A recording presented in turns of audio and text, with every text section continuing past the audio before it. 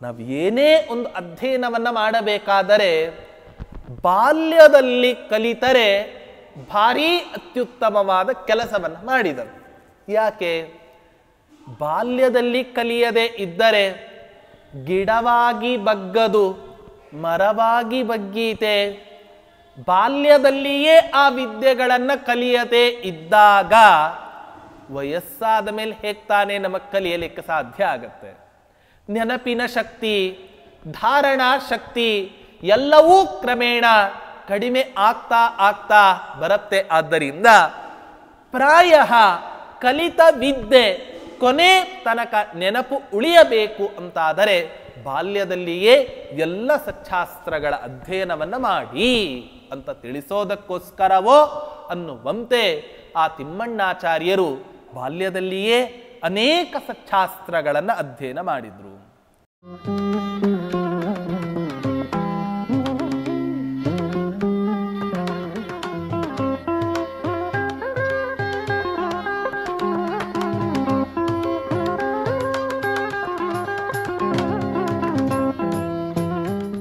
ಪೂಜ್ಯಾಯ ರಾಘವೇಂದ್ರಾಯ ಸತ್ಯಧರ್ಮರತಾಯ ಚ ಭಜತಾಂ ಕಲ್ಪವೃಕ್ಷಾಯ ನಮತಾಂ ಕಾಮಧೇನವೇ. ಯಾಕೆ ಪ್ರತಿಯೊಬ್ಬರೂ ಕೂಡ ಸಂತಾನವನ್ನು ಯಾತಕ್ಕೋಸ್ಕರ ಅಪೇಕ್ಷೆ ಪಡಬೇಕು ಅಂತ ಹೇಳಿದರೆ, ತ್ರಾತಾಯ ಏವ ನರಕಾತ್ ಸಹಿ ಪುತ್ರ ನಾಮ ಮುಖ್ಯಾವನಂ ನ ಸುಲಭಂ ಪುರುಷಾದ ಪೂರ್ಣ. ಪ್ರತಿಯೊಬ್ಬ ತಂದೆ ತಾಯಿಗಳು ಪುತು ಎಂಬ ನರಕದಿಂದ, ಯಮದೇವರು ಸುಮಾರು ನರಕಗಳನ್ನು ಸೃಷ್ಟಿ ಮಾಡಿದ್ದಾರೆ. ಆ ನರಕಗಳಲ್ಲಿ ಒಂದು ನರಕ ಪುತು ಎಂಬ ನರಕ. ಈ ನರಕದಿಂದ ಮುಕ್ತಿಯನ್ನು ಪಡೆಯೋದಕ್ಕೋಸ್ಕರ ಪ್ರತಿಯೊಬ್ಬ ಪುರುಷ ಸಂತಾನವನ್ನು ಅಪೇಕ್ಷೆ ಪಡ್ತಾನೆ. ವ್ಯಾಸರು ಮಹಾಭಾರತ ಗ್ರಂಥದಲ್ಲಿ ಒಂದು ಮಾತನ್ನ ಹೇಳ್ತಾರೆ. ಒಬ್ಬನೇ ಒಂದೇ ಸಂತಾನ ಇತ್ತು ಅಂತ ಹೇಳಿದರೆ ಅದು ಕುರುಡು ಸಂತಾನ, ಒಂದೇ ಕಣ್ಣು ಇದ್ದಂತೆ ಆಗತ್ತೆ. ಆದ್ದರಿಂದ ಸಂತಾನವನ್ನ ಪಡೆದುಕೊಳ್ಳಬೇಕಾದರೆ ಎರಡು ಸಂತಾನವನ್ನ ಅತೀ ಕಡಿಮೆ ಅಂದರೆ ಎರಡು ಸಂತಾನವನ್ನ ಪ್ರತಿಯೊಬ್ಬ ಪುರುಷ ಹೊಂದಲೇಬೇಕು ಅಂತ ಆದೇಶ. ಹಾಗಾದರೆ ಮಕ್ಕಳು ಇಲ್ಲ, ಸಂತಾನವೇ ಇಲ್ಲದಿದ್ದರೆ ಹಾಗಾದರೆ ಮಾಡಿದ ಕರ್ಮಗಳಿಗೆ, ಮಾಡಿದ ಸಾಧನೆಗೆ ಯಾವ ಮಹತ್ವವೂ ಇಲ್ಲವೇ ಅಂತ ಹೇಳಿದರೆ, ಅದಕ್ಕೆ ಆಚಾರ್ಯರು ತಮ್ಮ ತಾತ್ಪರ್ಯ ನಿರ್ಣಯ ಗ್ರಂಥದಲ್ಲಿ ಒಂದು ಮಾತನ್ನ ಹೇಳ್ತಾರೆ. ಯಾರು ತಮ್ಮ ತಮ್ಮ ಯೋಗ್ಯತೆಗೆ ತಕ್ಕಂತೆ ತಮ್ಮ ತಮ್ಮ ಆಶ್ರಮಕ್ಕೆ ಅನುಗುಣವಾದಂಥ ಕರ್ಮಾಚರಣೆಯನ್ನು ಯಾರ್ಯಾರು ಮಾಡ್ತಾರೋ, ಮಕ್ಕಳಿಲ್ಲದಿದ್ದರೂ ತೊಂದರೆ ಇಲ್ಲ, ಅವರಿಗೆ ಭಗವಂತ ಸದ್ಗತಿಯನ್ನು ದಯಪಾಲಿಸಿಯೇ ಪಾಲಿಸ್ತಾನೆ. ಒಬ್ಬ ಸಂಧ್ಯಾವಲಿ ಅನ್ನುವಂತಹ ಒಬ್ಬ ಸ್ತ್ರೀ ಇದ್ದಳು. ಅವಳಿಗೆ ಮಗ ಇರ್ತಾನೆ. ಎಂಥ ಸಂದಿಗ್ಧ ಪರಿಸ್ಥಿತಿಗೆ ಅವರನ್ನು ತಂದು ಇಡ್ತಾರೆ.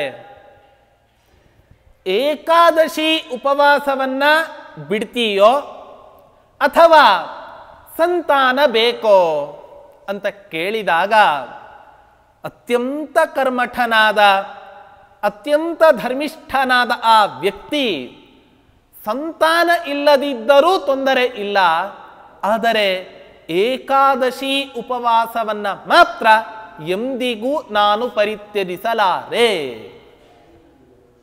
ಆದರೆ ಅವರಿಗೂ ಕೂಡ ಸದ್ಗತಿ ಆಗಿದ್ದನ್ನು ಇವತ್ತಿನ ದಿನ ನಾವು ಕಾಣ್ತೇವೆ.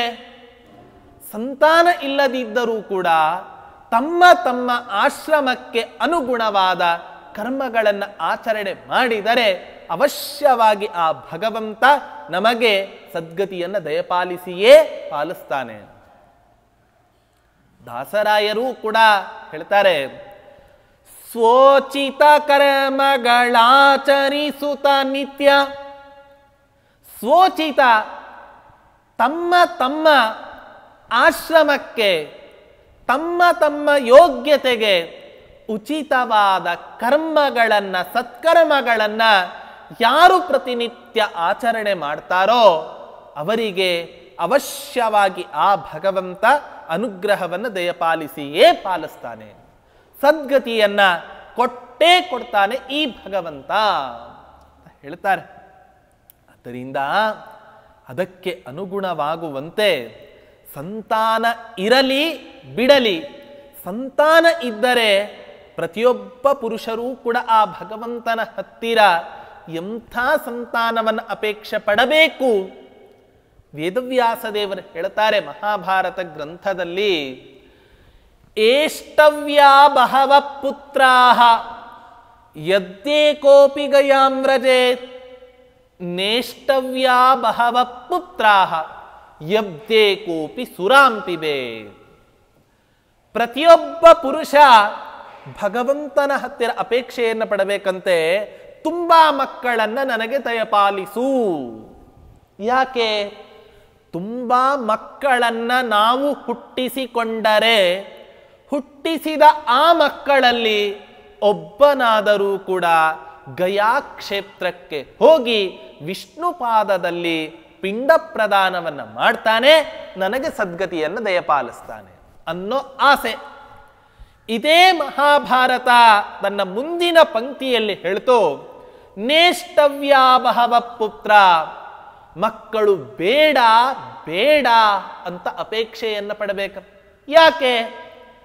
ಹುಟ್ಟಿಸಿದ ಅನೇಕ ಮಕ್ಕಳಲ್ಲಿ ಒಬ್ಬನಾದರೂ ಒಬ್ಬ ಹೆಂಡವನ್ನ ಕುಡಿದ ಅಂದರೆ ತಾನು ಮಾತ್ರ ಹಾಳಾಗೋದಲ್ಲ, ತನ್ನ ಕುಲದಲ್ಲಿ ಹುಟ್ಟಿದ ಎಲ್ಲ ವ್ಯಕ್ತಿಗಳ ಅವನತಿಗೆ ಅವನು ಕಾರಣನಾಗ್ತಾನೆ. ಆದ್ದರಿಂದ ನಾವೆಲ್ಲ ಮಕ್ಕಳನ್ನ ಅಪೇಕ್ಷೆ ಪಡಬೇಕಾದರೆ ಎಂಥ ಸಂತಾನವನ್ನು ಅಪೇಕ್ಷೆ ಪಡಬೇಕು ಅಂದರೆ, ಪ್ರಹ್ಲಾದರಾಜರಂಥ ಮಗ ನಮಗೆ ಹುಟ್ಟಲಿ, ಅಂಬರೀಷನಂಥ ಸತ್ಪುತ್ರ ನಮಗೆ ಹುಟ್ಟಲಿ, ಧ್ರುವ ಮಹಾರಾಜನಂಥ ಸತ್ಪುತ್ರ ನಮಗೆ ಹುಟ್ಟಲಿ, ರಾಯರಂಥ ಮಗ ನಮಗೆ ಜೀವನದಲ್ಲಿ ಹುಟ್ಟಲಿ ಹೊರತು ದುರ್ಯೋಧನನಂಥ ಮಕ್ಕಳಾಗಲಿ, ದುಶ್ಯಾಸನ, ಶಕುನಿ, ಕರ್ಣ ಇಂಥ ಮಕ್ಕಳು ಹುಟ್ಟೋದಾದರೆ ನಾವು ಭಗವಂತನ ಹತ್ರ ಬೇಡ್ಕೋಬೇಕಂತೆ, ಸಂತಾನವೇ ಬೇಡ.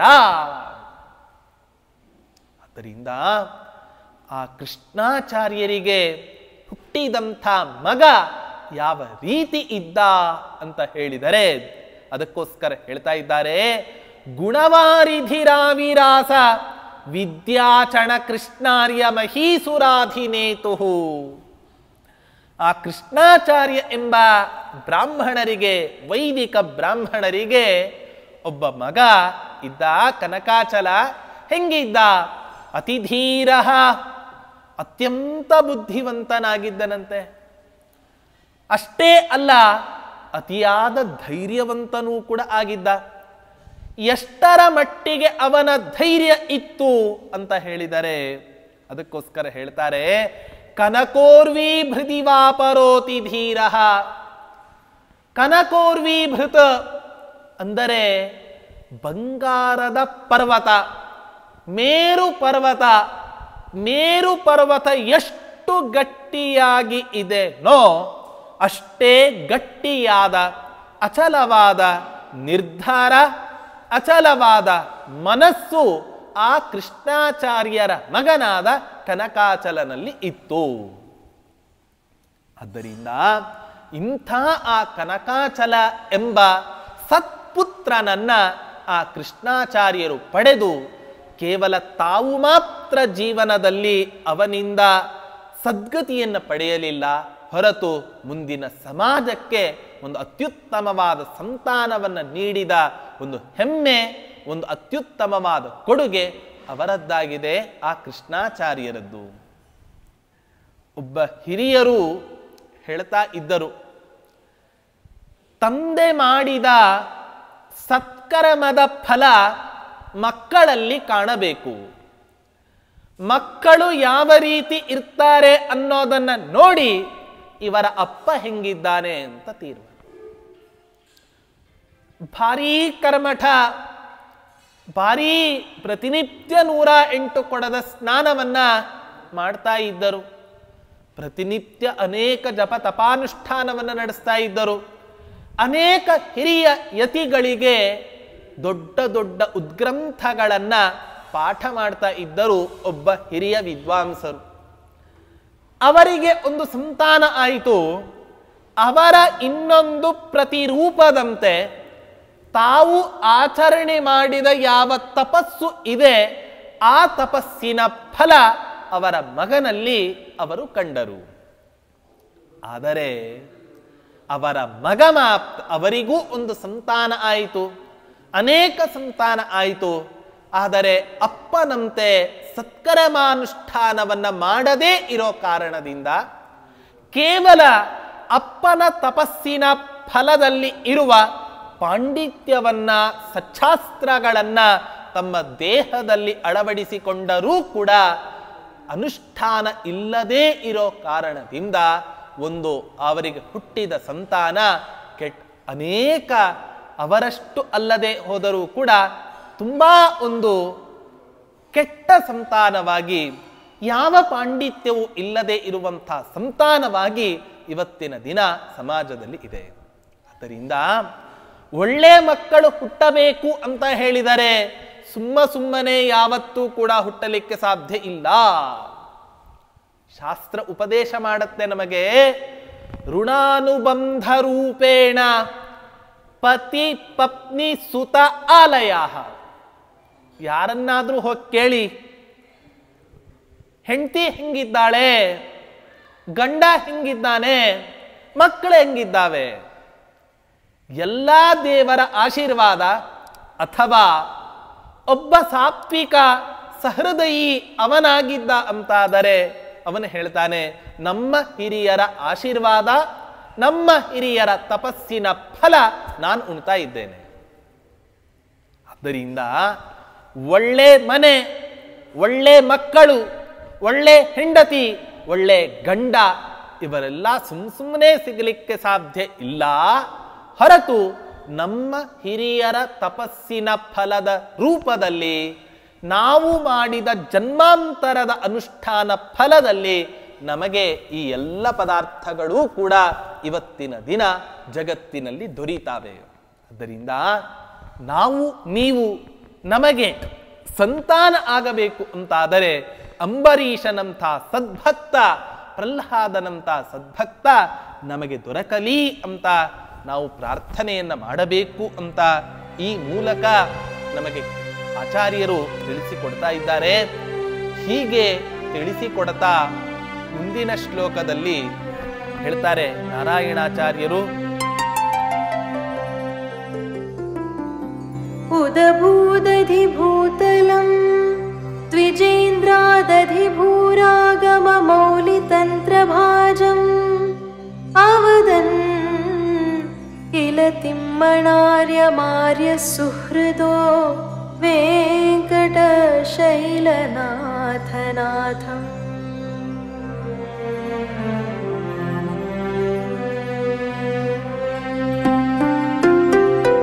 ಈ ಕನಕಾಚಲ ಎಂಬ ವೈದಿಕ ಬ್ರಾಹ್ಮಣರು ಅವರು ಆಚಾರವಂತರಾಗಿದ್ದರು, ವಿದ್ಯಾವಂತರಾಗಿದ್ದರು. ಎಲ್ಲ ಸದ್ಗುಣದ ಖನಿ ಆದ ಅವರಿಂದ ಇನ್ನೊಂದು ಸಂತಾನ ಜಗತ್ತಿಗೆ ಒಂದು ಅದ್ಭುತವಾದ ಕೊಡುಗೆಯ ರೂಪದಲ್ಲಿ ಸಿಗತ್ತೆ. ಅವರೇ ಯಾರು ಅಂದರೆ ತಿಮ್ಮಣ್ಣ ಭಟ್ಟರು ಅಂತ ಹೇಳ್ತಾ ಇದ್ದಾರೆ. ಹೇಗಿದ್ರು ಇವರು ಸುಹೃದೋ ವೆಂಕಟಶೈಲನಾಥನಾಥ,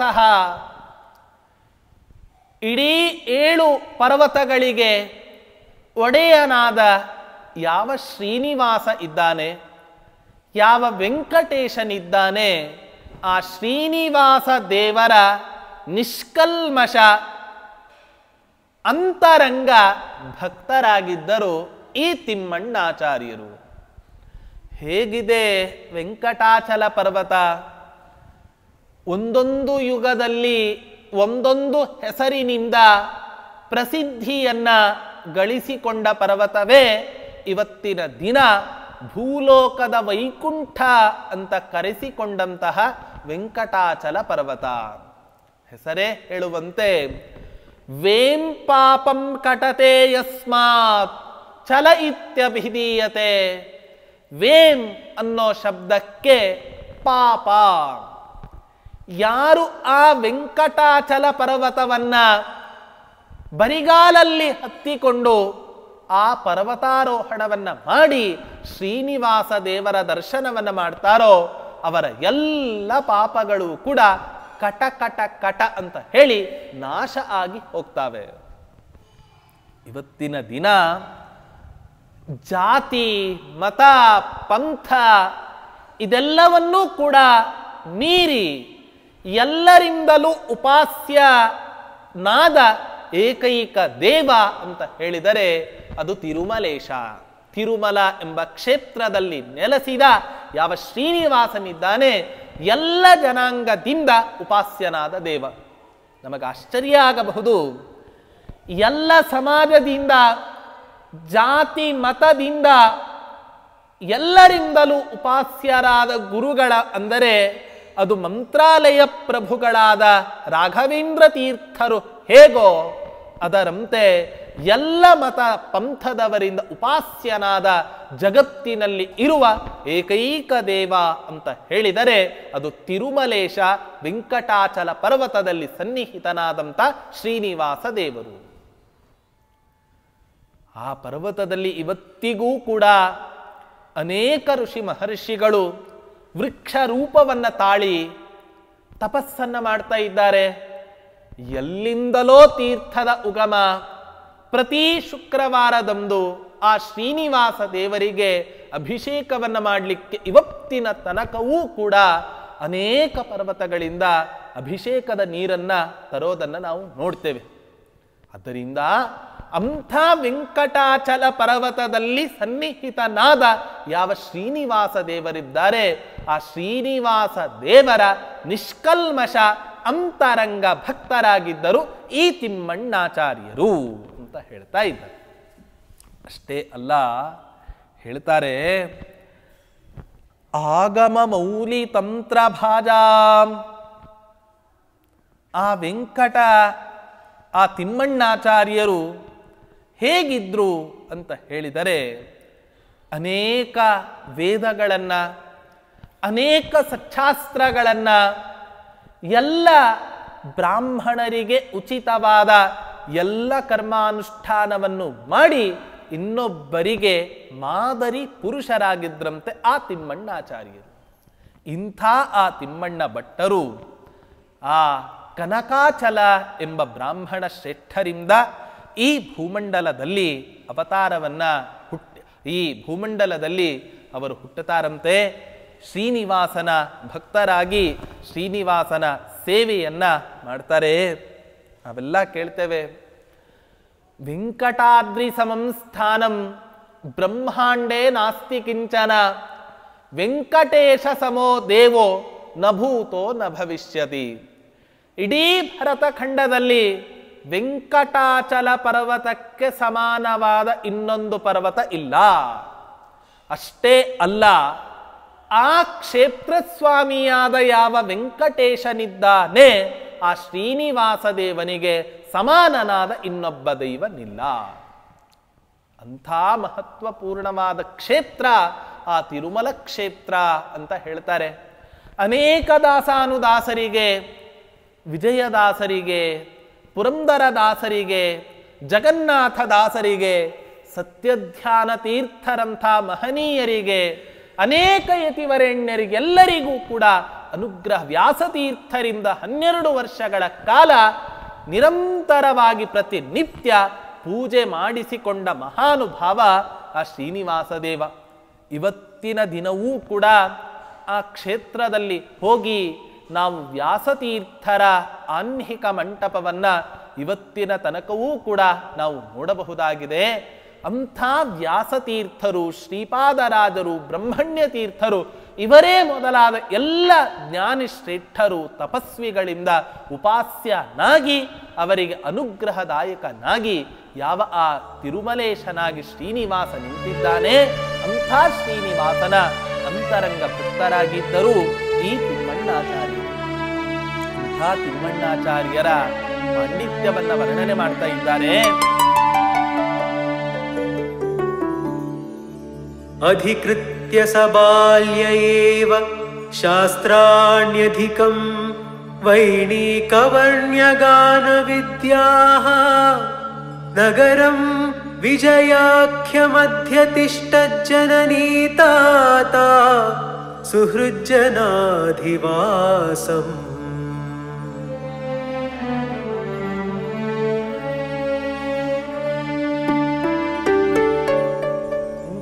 ಆ ತಿಮ್ಮಣ್ಣಾಚಾರ್ಯರು ಬಾಲ್ಯದಲ್ಲಿಯೇ ಎಲ್ಲ ಸಚ್ಛಾಸ್ತ್ರಗಳನ್ನು ಅಭ್ಯಾಸ ಮಾಡಿದ್ದರು. ನಾವು ಏನೇ ಒಂದು ಅಧ್ಯಯನವನ್ನು ಮಾಡಬೇಕಾದರೆ ಬಾಲ್ಯದಲ್ಲಿ ಕಲಿತರೆ ಭಾರೀ ಅತ್ಯುತ್ತಮವಾದ ಕೆಲಸವನ್ನು ಮಾಡಿದರು. ಯಾಕೆ? ಬಾಲ್ಯದಲ್ಲಿ ಕಲಿಯದೆ ಇದ್ದರೆ ಗಿಡವಾಗಿ ಬಗ್ಗದು ಮರವಾಗಿ ಬಗ್ಗೀತೆ. ಬಾಲ್ಯದಲ್ಲಿಯೇ ಆ ವಿದ್ಯೆಗಳನ್ನು ಕಲಿಯದೆ ಇದ್ದಾಗ ವಯಸ್ಸಾದ ಮೇಲೆ ಹೇಗೆ ತಾನೇ ನಮಗೆ ಕಲಿಯಲಿಕ್ಕೆ ಸಾಧ್ಯ ಆಗತ್ತೆ? ನೆನಪಿನ ಶಕ್ತಿ, ಧಾರಣಾ ಶಕ್ತಿ ಎಲ್ಲವೂ ಕ್ರಮೇಣ ಕಡಿಮೆ ಆಗ್ತಾ ಆಗ್ತಾ ಬರುತ್ತೆ. ಆದ್ದರಿಂದ ಪ್ರಾಯ ಕಲಿತ ವಿದ್ಯೆ ಕೊನೆ ತನಕ ನೆನಪು ಉಳಿಯಬೇಕು ಅಂತಾದರೆ ಬಾಲ್ಯದಲ್ಲಿಯೇ ಎಲ್ಲ ಸಚ್ಛಾಸ್ತ್ರಗಳ ಅಧ್ಯಯನವನ್ನು ಮಾಡಿ ಅಂತ ತಿಳಿಸೋದಕ್ಕೋಸ್ಕರವೋ ಅನ್ನುವಂತೆ ಆ ತಿಮ್ಮಣ್ಣಾಚಾರ್ಯರು ಬಾಲ್ಯದಲ್ಲಿಯೇ ಅನೇಕ ಸಚ್ಛಾಸ್ತ್ರಗಳನ್ನು ಅಧ್ಯಯನ ಮಾಡಿದರು. ಬರೀ ಸಚ್ಛಾಸ್ತ್ರಗಳ ಅಧ್ಯಯನ ಅಲ್ಲ, ತಮ್ಮ ಆ ವಂಶದಲ್ಲಿ ಬಂದ ವೀಣಾವಾದನ ವಿದ್ಯೆ, ಗಾನ ವಿದ್ಯೆ ಇವೇ ಮೊದಲಾದ ಎಲ್ಲ ವಿದ್ಯೆಗಳಲ್ಲಿ ಪ್ರಚಂಡ ಪಾಂಡಿತ್ಯವನ್ನ ಸಂಪಾದನೆ ಮಾಡಿಕೊಂಡಿದ್ದರಂತೆ ಅವರು. ಇಂಥ ಆ ತಿಮ್ಮಣ್ಣಾಚಾರ್ಯರು ವಾಸವನ್ನ ಮಾಡ್ತಾ ಅವರ ತಂದೆ ತಾಯಿಗಳೆಲ್ಲ ಎಲ್ಲಿ ಇದ್ದರು ಅಂದರೆ ಜನನೀ ತಾತ ಸುಹೃಜ್ಜನಾಧಿವಾಸಂ, ವಿಜಯನಗರದಲ್ಲಿ ಅವರ ತಂದೆ ತಾಯಿಗಳು ವಾಸವನ್ನ ಮಾಡಿಕೊಂಡು ಇದ್ದರಂತೆ. ಅಂಥ ಆ ಕನಕಾಚಲ ಭಟ್ಟರ ಕನಕಾಚಾರ್ಯರ ಆ ಮಕ್ಕಳಾಗಿ ತಿಮ್ಮಣ್ಣಾಚಾರ್ಯರು ಶಾಸ್ತ್ರ ಪ್ರಪಂಚಕ್ಕೆ, ಇಡೀ ಸಮಾಜಕ್ಕೆ ನೀಡಿದಂಥ ಕೊಡುಗೆ ಅತ್ಯದ್ಭುತವಾದಂಥ ಕೊಡುಗೆಯನ್ನು ಇವತ್ತಿನ ದಿನ ಅವರು ನೀಡಿದ್ದಾರೆ ಈ ತಿಮ್ಮಣ್ಣಾಚಾರ್ಯರು.